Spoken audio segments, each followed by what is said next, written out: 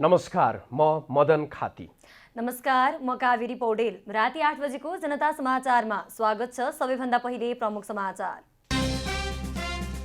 एमाले वरिष्ठ नेता नेपालद्वारा आम माफीको घोषणा गरेको विषयलाई लिएर अध्यक्ष ओलीप्रति कटाक्ष। ओलीलाई श्रीपाद महाराज धिराजको संज्ञा। सबै नेपालीलाई कोरोना खोपको व्यवस्था गर्ने प्रधानमन्त्री देउबाको प्रतिबद्धता। ऋण लिएर भए पनि खोप किन्ने दाबी। देउवा सरकार निर्माणको विषयलाई लिएर एमाले र कांग्रेस बीच आरोप प्रत्यारोप। संविधानको मर्मलाई ढाकछोप नगर्न एमालेलाई कांग्रेसको चेतावनी। भारतको महाराष्ट्रमा भारी वर्षापछि आएको बाढी र पहिरोमा करिब 36 जनाको मृत्यु, 29वटा राज्य प्रभावित। र 32औं ग्रीष्मकालीन ओलम्पिक खेलकुद जापानको राजधानी टोकियोमा सुरु। भव्य समारोहका बीच उद्घाटन।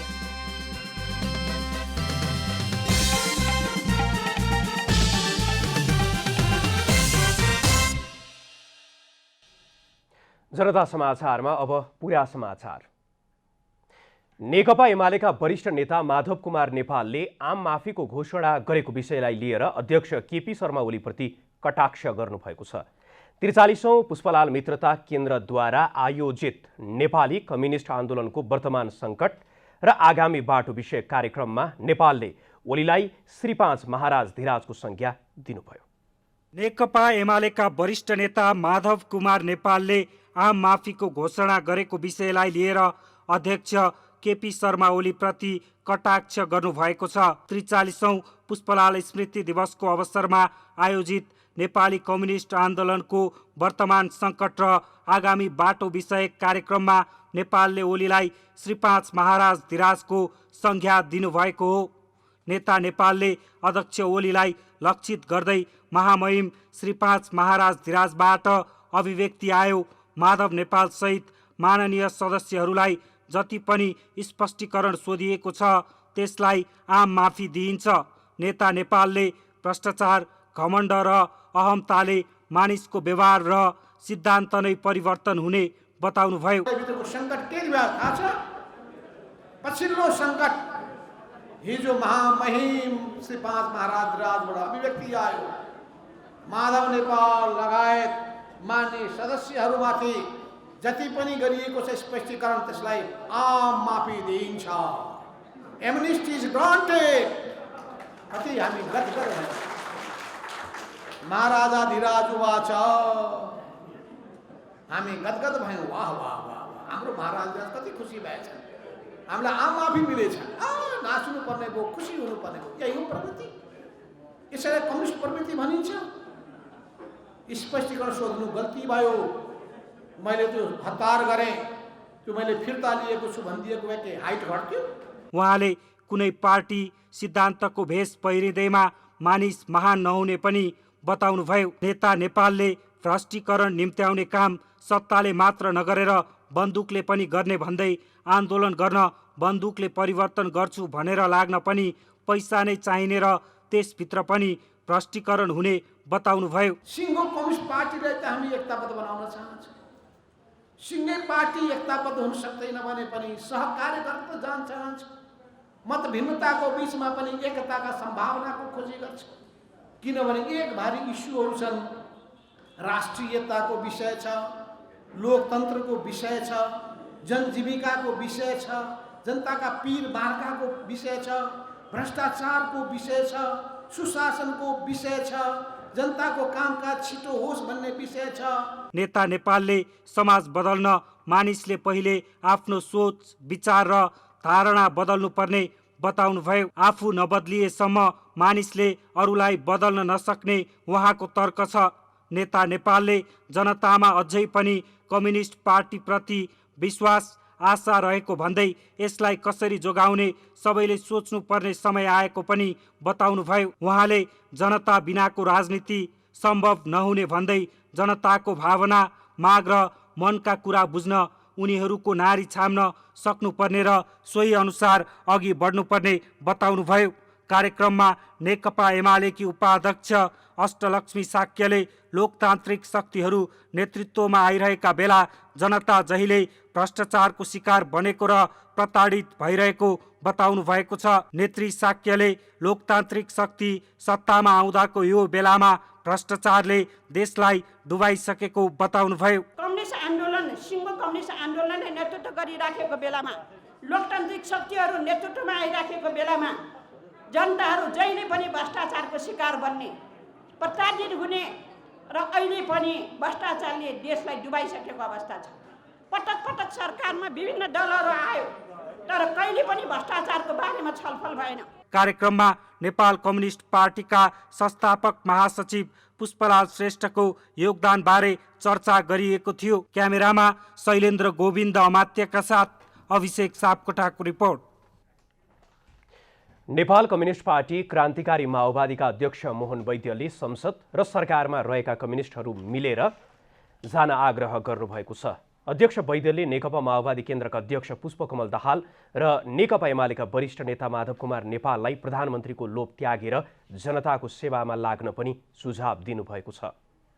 43औं पुष्पलाल स्मृति दिवसको उपलक्ष्यमा आयोजित नेपाली कम्युनिस्ट आन्दोलनको वर्तमान सङ्कट र आगामी बाटो विषय कार्यक्रममा अध्यक्ष वैद्यले नेपालमा क्रान्तिकारी धाराका पार्टीहरू एक हुनुपर्ने बेला आएको बताउँदै नेकपा माओवादी अध्यक्ष पुष्पकमल दाहाल र नेकपा एमालेका वरिष्ठ नेता माधव कुमार नेपाललाई प्रधानमन्त्रीको लोभ त्यागेर जनताको सेवामा लाग्न पनि सुझाव दिनुभयो। शैली कार्यशैलीमा एकदम फरक छन् तर साह्रो त फरक के हो भने इगोमा टक्कर आयो, इगोमा फरक पर्यो होइन।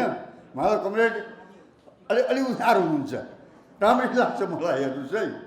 प्रचण्डजी अलि उदार हुनुहुन्छ, राम्रै लाग्छ।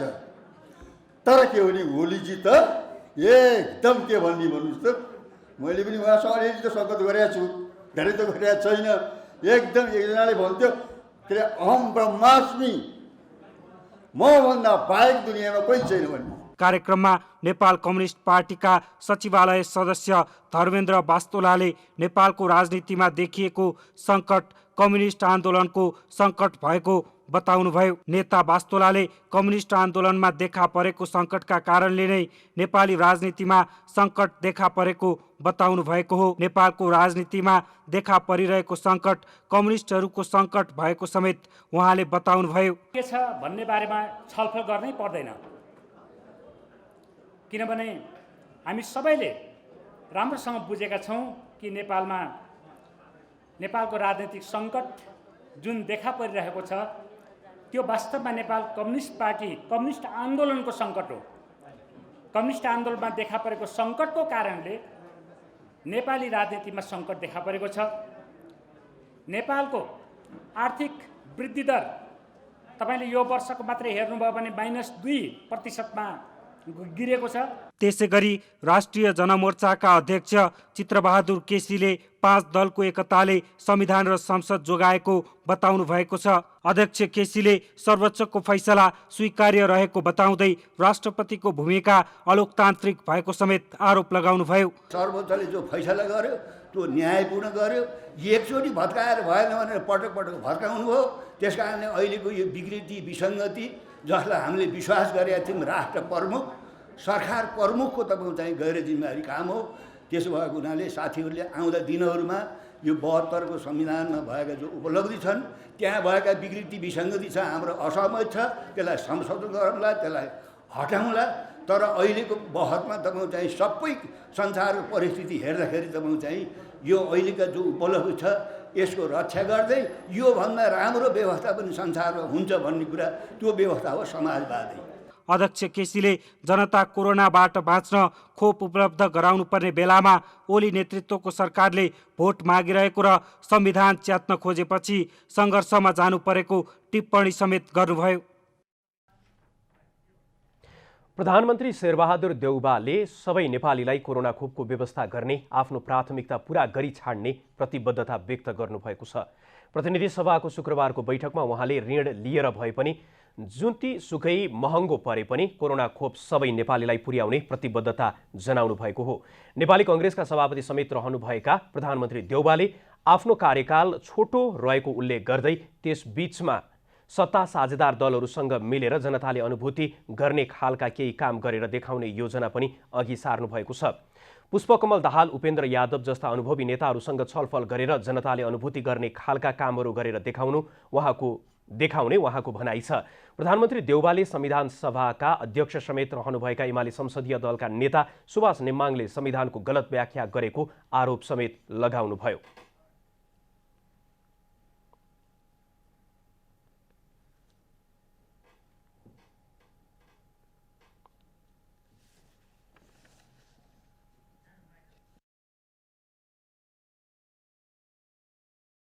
एमालेकै पार्टीका नेताहरूलाई पनि आन्दोलन गरेका हौँ हामीले।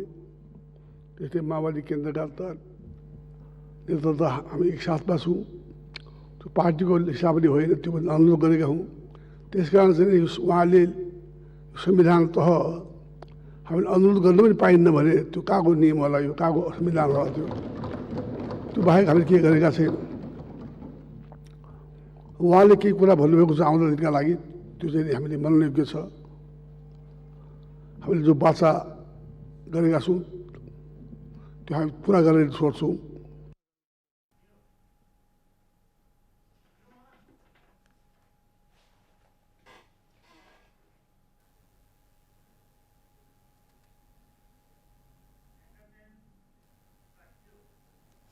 नेकपा एमाले संसदीय दलका उपनेता सुभाष चन्द्र नेमाङले सर्वोच्च अदालतको फैसलाले राज्यका अङ्गहरूबीचको शक्ति सन्तुलन खलबलिन पुगेको बताउनु भएको छ।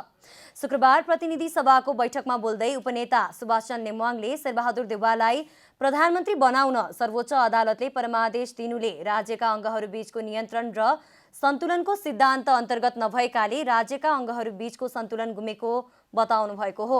अदालतको फैसलाले संविधानको अक्षर, बहुदलीय शासन प्रणाली र शक्ति पृथकीकरणको सिद्धान्तलाई कमजोर तुल्याएको पनि उहाँले बताउनुभयो। नियन्त्रण सन्तुलनको सिद्धान्त बमोजिम सबै अङ्गबीच समन्वय हुन सक्नुपर्छ, सन्तुलन हुन सक्नुपर्छ। धेरै म व्याख्या गर्दिनँ सभामुख महोदय। राज्यका यी 3 अङ्गहरूको बीचमा सर्वोच्च अदालतको यो फैसलाबाट कता कता सन्तुलन अलिक खलबलिन पुगेको छ कि भन्ने हाम्रो बुझाइ छ। उहाँले वर्तमान सरकार जनादेशबाट नभई परमादेशबाट आएको बताउनुभयो। प्रधानमन्त्री देउवाले यसअघि आफूलाई सरकारमा जाने जनादेश नभएकाले सरकारमा जाँदैनौँ भन्ने अभिव्यक्ति दिएको स्मरण गराउँदै नेमाङले अहिले प्रधानमन्त्री बन्न कसरी जनादेश आयो भन्ने प्रश्न पनि गर्नुभयो। यो पहिलो पटक हो सभामुख महोदय, संसदबाट होइन, जनताको देशबाट होइन,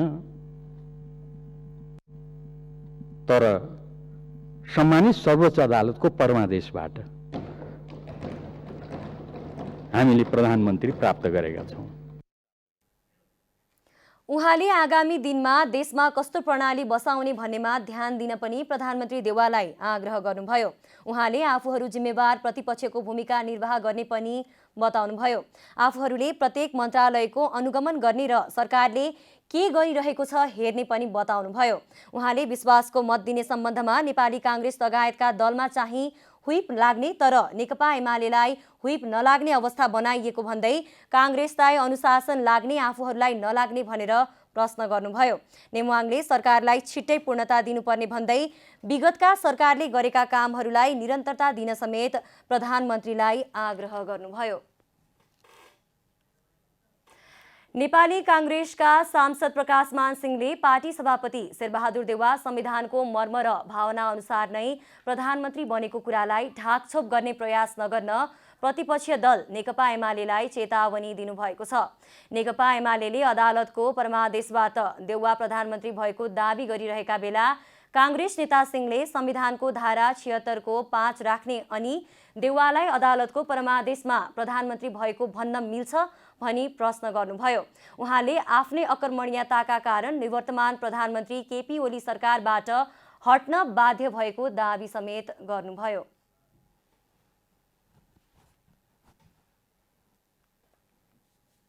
राष्ट्रिय हितलाई चाहिँ ध्यानमा राखेर यो चाहिँ जुन परराष्ट्र नीतिलाई चाहिँ जुन जोड दिन्छु र चाहिँ खास गरेर यो चाहिँ एक छिमेकीलाई अर्को छिमेकलाई चाहिँ त्यो चाहिँ के छ भन्दाखेरि मिसअन्डरस्ट्यान्डिङ नहुने गरिकन सन्तुलित रूपमा यो चाहिँ भनौँ न होम पोलिटिक्समा पनि नेपालभित्रको पोलिटिक्स र चाहिँ त्यसको चाहिँ एक्सटेन्सन भनेर चाहिँ चिनिन्छ फरेन रिलेसन, त्यसमा चाहिँ के हो भन्दाखेरि यो चाहिँ ब्यालेन्स फरेन पोलिसी, ब्यालेन्स यो चाहिँ राष्ट्रिय राजनीतिमा चाहिँ उहाँले चाहिँ जोड दिनमा उहाँलाई चाहिँ सफलता मिलोस्।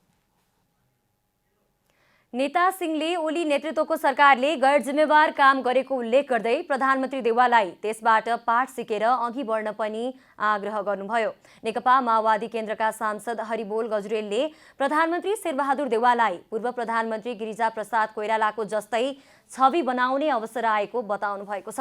सांसद गजुरेलले नेपाली कांग्रेसका पूर्व सभापति तथा पूर्व प्रधानमन्त्री गिरिजाप्रसाद कोइरालाले नेपाली राजनीतिमा राम्रो छवि बनाएर गएको उल्लेख गर्दै वर्तमान प्रधानमन्त्री शेरबहादुर देउवालाई पनि त्यो अवसर आएको बताउनु भएको हो। यहाँ विधिको शासनको कुरा आउँछ, पद्धतिको कुरा आउँछ, पार्टीगत व्यवस्था कुरा आउँछ। अनि पहिलो संविधान यो संसद विघटन हुँदा नेकपामा छलफल भयो, नेपाल कम्युनिस्ट पार्टी नेकपामा छलफल भयो, अनि संसदीय दलमा छलफल भयो। पार्टीले निर्वाचित गरेको प्रधानमन्त्री, पार्टीले उम्मेदवार दिएर, गठबन्धनले उम्मेदवार दिएर निर्वाचित भएको प्रधानमन्त्रीले पार्टीलाई छलफलै नगरिकन, दलमा छलफलै नगरिकन अनि विघटन गर्नु के दलीय प्रणालीको विशेषता त्यही हो? सांसद गजुरेलले संघीयताको गलत अभ्यास भएको भन्दै संविधानको मर्म अनुसारको संघीयताको अभ्यास हुनुपर्नेमा जोड दिनुभयो। प्रतिनिधि सभाको शुक्रबारको बैठकमा सांसदहरूले विविध विषयमा सरकारको ध्यानाकर्षण गराएका छन्। सांसदहरूले कुनै पनि विषयमा विवाद नल्याउन पनि सुझाव दिएका छन्। जनता समाजवादी पार्टीका सांसद अनिल कुमार झाले जेल जीवन बिताइरहेका आफ्ना नेता कार्यकर्ताहरूको रिहाईका लागि अघिल्लो सरकारले थालेको काम पूरा गर्न सरकारको ध्यानाकर्षण गराउनु भएको छ। प्रतिनिधि सभाको शुक्रबारको बैठकमा बोल्दै सांसद झाले अघिल्लो सरकारले आफूहरूको माग सम्बोधन गर्ने सम्बन्धमा अगाडि बढाएको कामलाई पूर्णता दिनुपर्ने बताउनु भएको हो। उहाँले नागरिकता सम्बन्धी अध्यादेश पास गर्नुपर्ने पनि बताउनु भयो। पूर्ववर्ती सरकारलाई कम्पेल गरेर ल्याउन लगाएको नागरिकता सम्बन्धी अध्यादेश त्यो यथाशीघ्र पारित गरेर त्यसलाई वञ्चितीकरणमा परेका लाखौं युवाहरूलाई उसको शिक्षा र रोजगारको व्यवस्था हुने बाटो यो सरकारले शीघ्र खोलिदिनु पर्दछ। जसपाकै सांसद महेन्द्र राय यादवले आफ्नै पार्टीका सांसदहरूका कारण दोस्रो पटक प्रतिनिधि सभा विघटन भएको बताउनु भयो। उहाँले केपी शर्मा ओली भन्दा बढी दोषी आफ्ना पार्टीका केही सांसदहरू रहेको उल्लेख गर्नुभयो। केपी ओली भन्दा बढी हाम्रो पार्टीबाट केही पात्रहरू जानुभएको छ, उहाँले नै बढी यसको जिम्मेवार हुन्छ, बढी दोषी नै हुन्छ। राप्रपाका सांसद राजेन्द्र लिङदेनले प्रत्यक्ष निर्वाचित कार्यकारी प्रणाली नभएसम्म देश स्थिरताको बाटोमा जान नसक्ने दावी गर्नुभयो। उहाँले प्रधानमन्त्री देउवालाई सुशासन दिन आग्रह गर्नुभयो। देशले अहिले यो सरकारसँग धेरै ठुलो आशा गरेको छैन, सानो सानो कुरामा सुधार गरे पुग्छ। तपाईसँग विगतका 4 चोटि सरकारमा बस्दाका अनुभवहरू छन्। के कमजोरी भए, कहाँ छुटे र भर्खरै गएको सरकारले पनि कहाँ कमजोरी गर्यो, जसको कारणले यो नियति बिहोर्नु पर्यो। त्यही गल्तीहरू नगरे पुग्छ। राष्ट्रिय जनमोर्चाकी सांसद दुर्गा पौडेलले जनमोर्चाले सरकारलाई समर्थन गरे पनि सरकारमा नजाने नीति लिएको बताउनु भयो। कुनै पनि विवादित विषय नल्याउन उहाँको सुझाव छ। सरकार धेरै गम्भीर भएर ती अवसरहरूको उपयोग गर्दै गर्दा त्यो चुनौतीलाई परास्त गर्नको निम्ति इच्छा शक्ति त्यही प्रकारको लिएर विगतका अनुभवहरूलाई बटुलेर अगाडि जानुहुनेछ भन्ने आशा राख्दछु। प्रधानमन्त्री शेरबहादुर देउवालाई विगतका गल्ती नदोहोर्याउन नेपाल मजदुर किसान पार्टीका सांसद प्रेम सुवालले आग्रह गर्नुभयो। उहाँले वर्तमान सरकारको हालसम्म नीति कार्यक्रम नआएको भन्दै हुकुमी शासन चलाउन लागेको त होइन भन्ने प्रश्न समेत गर्नुभयो। काठमाडौँ उपत्यकामा आवश्यक 40% तरकारी र 75% फलफुल परीक्षण बिनै भारतबाट आयात भइरहेको छ। यसलाई सरकारले रोक्ने कि नरोक्ने? भारतबाट बिना परीक्षण तरकारी र फलफुल काठमाडौँ आएका भन्दै त्यसलाई रोक्नुपर्ने बताउँदै सांसद सुवालले किसानहरूले उखु र दुधमा भुक्तानी नपाएको भन्दै त्यसतर्फ पनि सरकारको ध्यानाकर्षण गराउनुभयो। नेपाली कङ्ग्रेसका सभापति शेरबहादुर देउवाले पार्टीको क्रियाशील सदस्यता छानबिन निष्पक्ष ढङ्गले गर्न दबाव स्वरूप अनसन बस्दै आएका पार्टीका नेता कार्यकर्ताको माग तत्काल सुनवाई गर्न क्रियाशील सदस्यता छानबिन समितिलाई निर्देशन दिनुभएको छ। बुढानीलकण्ठ स्थित आफ्नै निवासमा शुक्रबार बसेको पार्टीको पदाधिकारी तथा पूर्व पदाधिकारी बैठकमा सभापति देउवाले अनसनरत कार्यकर्ताको माग आज दिनभरमा सुनवाई गरी भोलि बिहान बस्ने पदाधिकारी बैठकमा पेश गर्न छानबिन समितिलाई सचेत गराउनु भएको हो। नेपाली कङ्ग्रेसको पदाधिकारी बैठकले भोलि साउन 9 गते बिहान 9 बजे सभापति देउवाको निवास बुढानीलकण्ठमै बस्नेछ।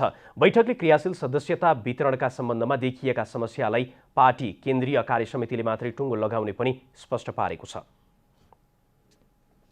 महाधिवेशनको लागि आवश्यक प्रारम्भिक विषय क्रियाशील सदस्यताको छानबिन समितिले गर्दै गरेका कामहरू कति प्रगतिमा भएका छन्, यसलाई समय कति लिन्छ र यो कहिलेसम्म टुङ्गो लागेर पार्टी केन्द्रीय समितिलाई हस्तान्तरण सभापति मार्फत गर्न सकिन्छ भन्ने बारेमा पनि पार्टीका केन्द्रीय सदस्य एवं क्रियाशील सदस्यता छानबिन समितिका संयोजक रमेश लेखकले प्रतिवेदन प्रस्तुत गर्नुभयो।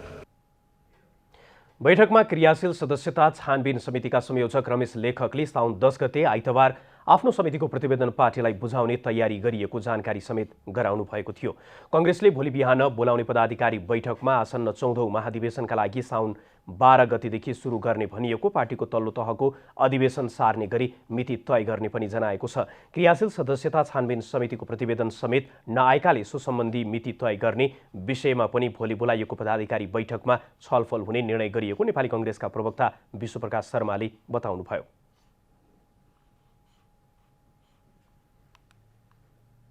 भोलिको छलफल पछाडि अनि केन्द्रीय कार्य समितिको बैठकमा लिएर जाने एजेन्डा हामी तय गर्न सक्छौँ। त्यस पछाडि हामी केन्द्रीय समितिको विधिवत संस्थागत रूपमा बैठक गरेर त्यो बैठकले जे निर्णय गर्छ त्यो बमोजिम पार्टीका अन्य विषयहरू अगाडि लिएर जान्छौँ। र सँगैमा यो पनि तपाईँहरूलाई स्पष्ट गरौँ कि नेपाली काङ्ग्रेस पार्टीको बैठक बसिरहँदै गर्दा समसामयिक राष्ट्रिय राजनीतिको सन्दर्भहरू आउँछन् नै, यो विषय भोलिको सन्दर्भमा थप जे आउँछ तपाईँहरू समक्षमा राख्नु हवस्।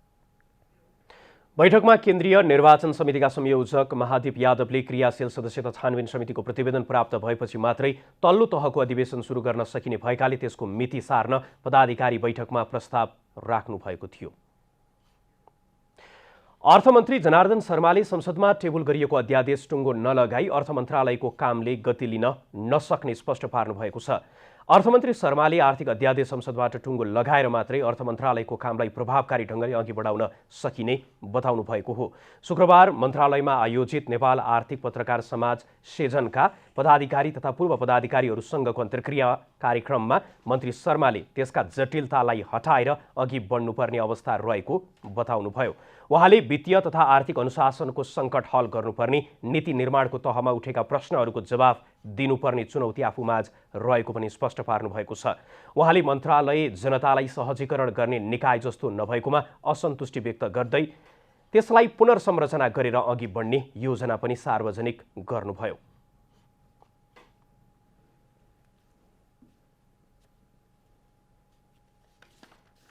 विगतको 5 वर्ष अघिसम्म 1300 अर्ब भएको कर्जा अहिले आएर 3700 अर्ब पुगेको रहेछ हैन। अब यसको परिणामले पनि केही आर्थिक वृद्धि त भएको छ, तर समग्रमा हामीले अब एउटा ठुलो बजेटमा सानो पुँजीगत खर्च छुट्याउँछौँ हामी, त्यसलाई कसरी वृद्धि गर्ने चुनौती छ। वृद्धि गरेर पनि खर्च गर्ने झन् महा चुनौती छ, यी चुनौतीहरू छन्। अब यसलाई सामना गर्नका लागि मैले अस्ति भनेको छु, अब यो अवधिबाटै सुरुबाटै हामीले त्यसलाई समस्यालाई हल गर्दै जानुपर्छ।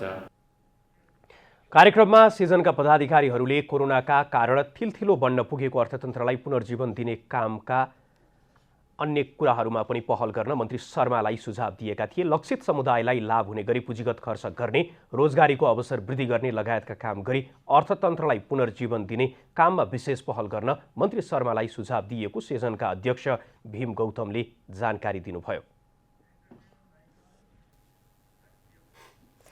बागमती प्रदेशमा दर्ता भएका सवारी साधनको नवीकरणका लागि यातायात व्यवस्था कार्यालय पुग्नै पर्ने झन्झट अब हटेको छ।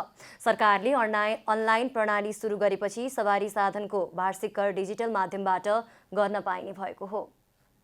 सर्वसाधारणले सरकारलाई कर तिर्न निकै शास्ति खेप्नुपर्ने ठाउँ हो यातायात कार्यालय। यातायात कार्यालयमा हुने ढिला सुस्ती, भिडभाड, बिचौलियाले दिने दुःख जस्ता अव्यवस्थित कार्यशैलीको चर्को आलोचना हुँदै आएको छ। अरू सुविधा केही पनि छैन यहाँ। त्यही गयो टोकन लियो होइन, त्यही एउटा टोकनको मात्रै सुविधा हो। टोकन लिएर घर घर भात खाएर आउनु पाइयो, त्यति हो। अरू केही पनि छैन यहाँ सुविधा। खै के छ त, केही छैन। हामीलाई चाहिँ केही पनि छिटो छरितो त केही छैन। हामी 10 बजे आएको, अहिले कति बज्यो यस बेला? छिटो भयो 1 बज्यो। छिटो छरितो केही पनि भएन। एउटा साधारण अवस्थामा र अहिले यस्तो पेन्डेमिकको बेलामा हेर्नुहोस् त यहाँ अव्यवस्था, न कतै डिस्टेन्स मेन्टेन छ, न केही छ, न कसैलाई बस्ने ठाउँ छ, न यसरी पालो गरेर यसरी एउटा सिस्टमले लगाइदिएको भए पनि हुन्थ्यो, त्यो पनि छैन। र एउटा कर तिर्न आउने मान्छेलाई त स्वागत गर्नुपर्छ क्या सरकारले। मान्छेलाई कर तिरु लाग्ने बनाउनुपर्छ नि। अझ विश्वव्यापी बनेको कोरोना भाइरस नेपालमा भित्रिएसँगै यातायात कार्यालयमा कर बुझाउन जाने सेवाग्राहीको थेगी नसक्नुको भिड र लामो लाइनमा नै कोरोना संक्रमण बढ्ने त्रास बढेको छ। त्रास र आलोचनालाई चिर्दै बागमती प्रदेश सरकारले बागमती प्रदेशमा दर्ता भएका सवारी साधनको वार्षिक नवीकरणका लागि अनलाइन प्रणाली मार्फत शुल्क बुझाउन सकिने व्यवस्थाको सुरुवात गरेको छ। प्रदेश राजधानी हेटौडामा शुक्रबार उद्घाटनसँगै सेवा सञ्चालनमा आएको हो। भौतिक पूर्वाधार विकास मन्त्रालयले अनलाइनबाट कार्यालय नगइकन घरबाटै यातायात क्षेत्रको सेवा लिन सकिने गरी यातायात व्यवस्था सूचना प्रणाली TMIS को विकास गरी लामो मिहिनेत पश्चात आजबाट कार्यान्वयन ल्याएको छ। त्यसैले आजको यो दिन उल्लासमय तथा विशेष रहेको छ। बागमती प्रदेश अन्तर्गतका यातायात सेवा सम्बन्धी 6 वटा कार्यालयहरू शुक्रबारदेखि नै अनलाइन भुक्तानीको प्रणालीमा जोडिएका छन्, जस अन्तर्गत यातायात व्यवस्था सेवा कार्यालय भक्तपुर, सानो भर्याङ, हेटौडा, भरतपुरसँगै साना ठुला सवारी कार्यालय एकान्त कुना र मोटरसाइकलको काठमाडौँमा अनलाइनसँगै भुक्तानी गर्न मिल्ने व्यवस्था गरिएको छ। सवारी धनीले यो सेवा लिन सुरुमा अनलाइन प्रणालीमा आफ्नो सवारी दर्ता गराउनु पर्नेछ। हाम्रो अनलाइन पेमेन्ट सुरु हुन्छ। सुरुवाती चरणमा सबै सवारी धनीहरू त्यसको दायरामा नआउन सक्नुहुन्छ। डाटा सिङ्क्रोनाइजेसन, डाटा रिकन्साइलेसनको कारणबाट एकैचोटि नहुन सक्छ। तर अधिकांश सेवाग्राहीहरू अब घरमै बसेर आफ्नो सवारीको कर र सवारीसँग सम्बन्धित अन्य राजस्व चाहिँ घरमै बसेर उहाँहरूले बुझाउन सक्नुहुन्छ। बुझाइसके पछाडि त्यसलाई प्रमाणित गर्नको लागि चाहिँ कार्यालय आउनुपर्ने बाध्यता हाललाई चाहिँ छ। तर पछि त्यो पनि सुधार भएर जान्छ। पछि सेवाग्राहीहरू कुनै पनि सेवा लिनको लागि चाहिँ यातायात व्यवस्था कार्यालय धाइरहनु पर्ने अवस्था चाहिँ केही समयपछि अब रहने छैन। बागमती प्रदेशले सुरु गरेको यो अनलाइन प्रणाली प्रयोगकर्तालाई कति सहज हुन्छ र कार्यालयको कामलाई कति उपयोगी बनाउँछ भन्ने केही सातापछि थाहा हुनेछ। तर नयाँ प्रणालीले यातायात कार्यालयहरूमा हुने भिडभाड र सेवाग्राहीको चापलाई व्यवस्थित बनाई सेवा चुस्त दुरुस्त बनाउन सहयोग पुग्ने विश्वास लिएको छ। क्यामेरामा शैलेन्द्र गोविन्द अमात्यका साथ रूपा घिमिरे, काठमाडौँ। अब आर्थिक समाचार। आर्थिक समाचारका साथमा खुलास भए अरू किन खोज्ने।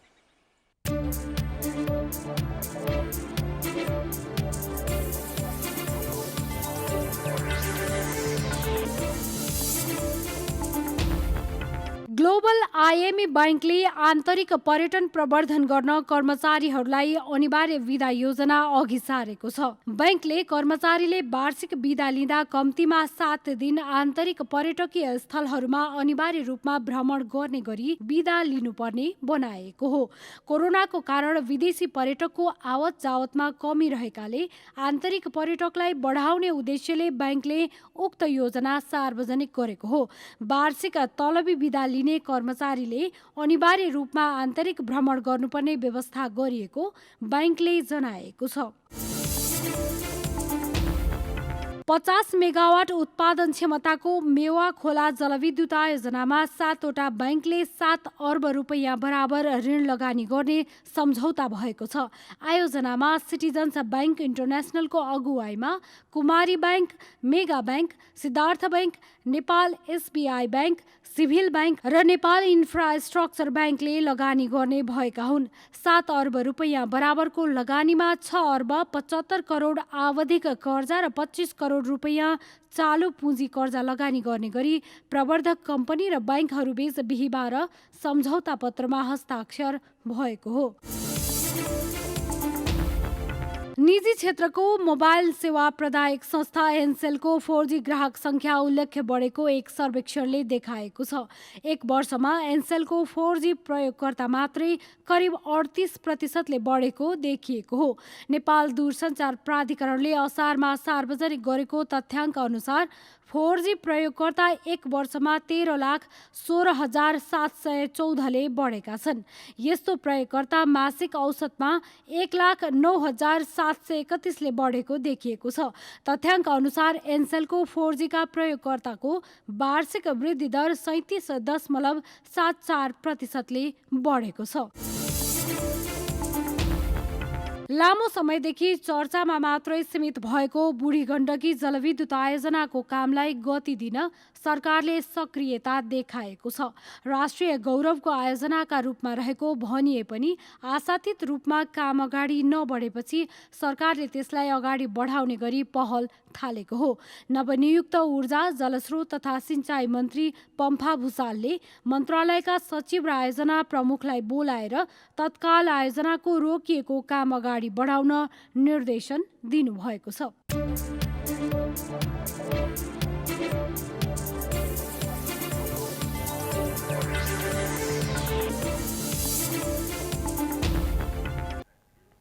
अब खेलकुद समाचार।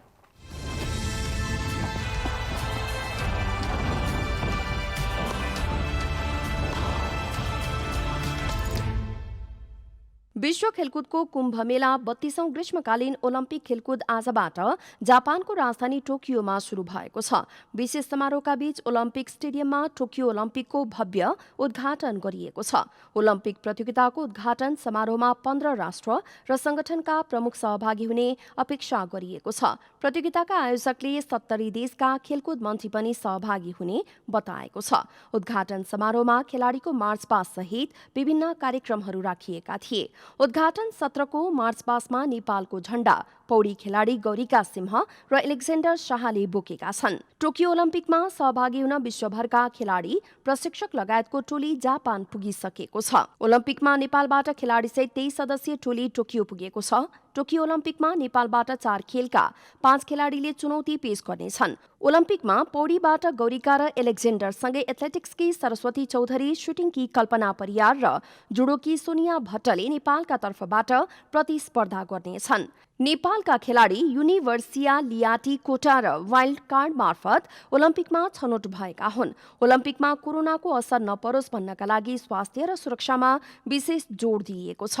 कोरोना भाइरसको संक्रमणका कारण दर्शकको उपस्थिति बिना नै प्रतियोगिता हुनेछ। प्रतियोगिता अगस्त 8 सम्म सञ्चालन हुनेछ।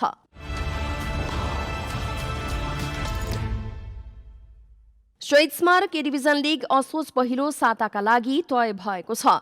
14 क्लब मध्येका 4 ए डिभिजन लिग क्लबले मंगलबार लिग रोक्न अखिल नेपाल फुटबल संघ एन्फालाई ज्ञापन पत्र बुझाएका थिए। तर अखिल नेपाल फुटबल संघ एन्फाका अध्यक्ष कर्मा छिरिङ शेर्पाले 4 क्लबको ज्ञापन पत्रले फरक नपर्ने भन्दै निर्धारित समयमै लिग सुचारू हुने बताएका छन्। अध्यक्ष शेर्पाले कुनै क्लबले लिग रोक्न दिएको ज्ञापन पत्रले केही फरक नपर्ने भन्दै निर्धारित मितिमा नै लिग हुने बताए। कोभिडको कारणले चाहिँ खेल रोक्ने सम्भावना चाहिँ मैले चाहिँ देखिँदैन। त्यसले गर्दाखेरि हामीले घोषित मितिमै खेल सुचारू गर्ने बाहेक हामीसँग अर्को विकल्प छैन। किन भन्दाखेरि नेपाली फुटबललाई चाहिँ अगाडि बढाउनको लागि चाहिँ यो लिगलाई चाहिँ निरन्तर रूपमा सञ्चालन गर्नुपर्छ। इन्फाले यसअघि नै पदाधिकारीहरूसँगको छलफलबाट असोज पहिलो साताबाट गर्ने बताइसकेको थियो। असोजबाट हुने लिगमा बी डिभिजन लिगबाट बढुवा भएको 7 बाटो युथ क्लब सहित 14 क्लबले प्रतिस्पर्धा गर्दैछन्। फरक ढाँचामा सञ्चालन गर्न लागि लिगमा पहिलो चरणमा सबै क्लबले एक आपसमा प्रतिस्पर्धा गर्नेछन् भने त्यसपश्चात शीर्ष 8 टोली उपाधिका लागि प्रतिस्पर्धा गर्नेछन्।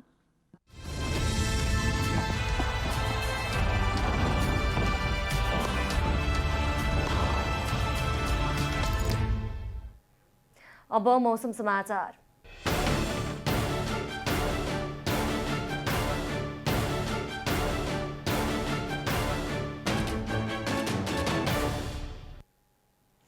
आज दिउँसो देशभर सामान्यदेखि पूर्ण बदली रह्यो। राति देशभर सामान्यदेखि पूर्ण बदली रही केही स्थानहरूमा हल्कादेखि मध्यम वर्षाको सम्भावना रहेको जल तथा मौसम विभागले जनाएको छ। अब देशभरका विभिन्न स्थानका मौसम सम्बन्धी थप विवरण।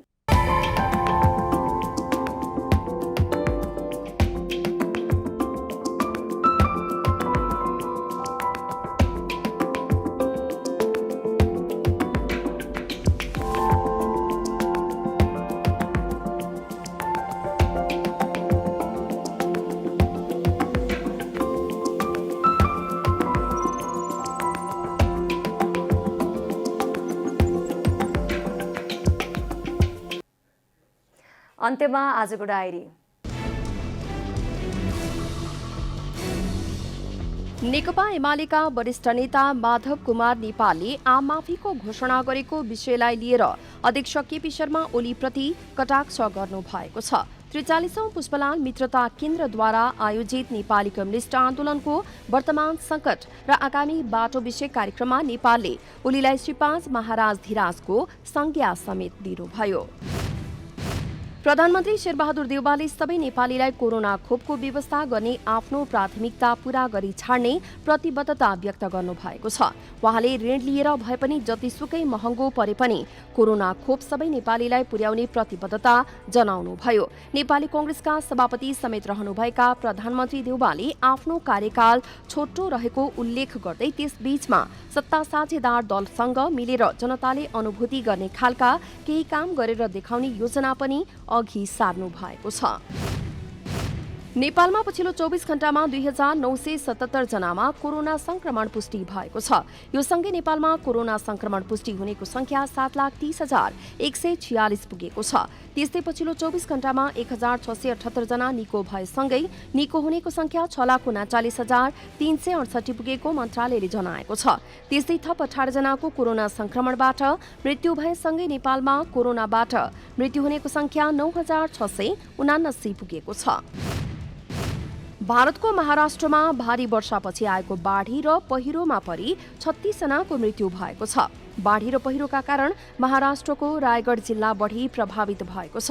त्यहाँ सयौं बस्ती डुबानमा परेको बताइएको छ। रायगढको तलै गाउँमा पहाड भाँसिदा 35 घर पुरिएका छन्, जसमा थुप्रै मानिस पुरिएको आशंका पनि गरिएको छ। विश्व खेलकुदको कुम्भ मेला 32औं ग्रीष्मकालीन ओलम्पिक खेलकुद आजबाट जापानको राजधानी टोकियोमा शुरू भएको छ। विशेष समारोहका बीच ओलम्पिक स्टेडियममा टोकियो ओलम्पिकको भव्य उद्घाटन गरिएको छ। उद्घाटन समारोहमा खेलाडीको मार्च पास सहित विभिन्न कार्यक्रम राखिएका थिए। उद्घाटन सत्रको मार्च पासमा नेपालको झण्डा पौडी खेलाडी गौरीका सिंह र एलेक्जेन्डर शाहले बोकेका छन्।